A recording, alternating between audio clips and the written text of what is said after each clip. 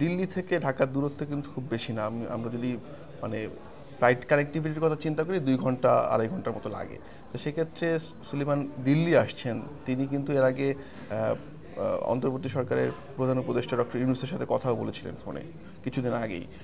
তো তিনি কি এই ঢাকা সফরে আসতে পারতেন না? মানে এখানে কোনো বাধা আছে কিনা বা কেন আসলেন না, এটা কি মনে হচ্ছে? সে বিষয়টা হচ্ছে একেবারে শেষ সময় সফর।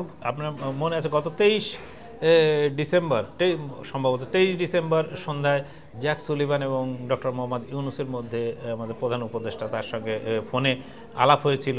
ফোনে আলাপ হওয়ার পরে আমাদের প্রধান উপদেষ্টার যে প্রেস উইং আছে সেখান থেকে একটা বিবৃতিও দেওয়া হয় যে তাদের মধ্যে দুইজনের মধ্যে কি আলাপ হয়েছে।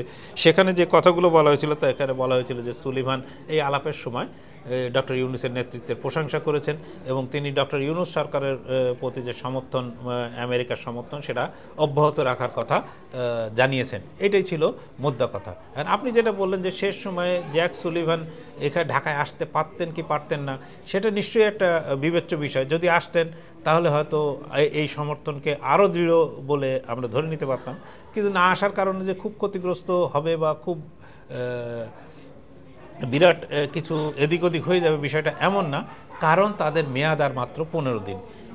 এই 15 দিন পরে কারা ক্ষমতায় আসবেন এবং তারা কিভাবে এই দক্ষিণ এশিয়া বা এই পুরো বৈশ্বিক চালচিত্রকে দেখবেন প্রেসিডেন্ট ট্রাম্পের নেতৃত্বে এবং তার নতুন প্রশাসনের নেতৃত্বে, তারা বাংলাদেশ, ভারত হোক আর মিয়ানমার হোক, পুরো বিষয়টাকে কিভাবে দেখবেন সেটি হচ্ছে কিন্তু গুরুত্বপূর্ণ।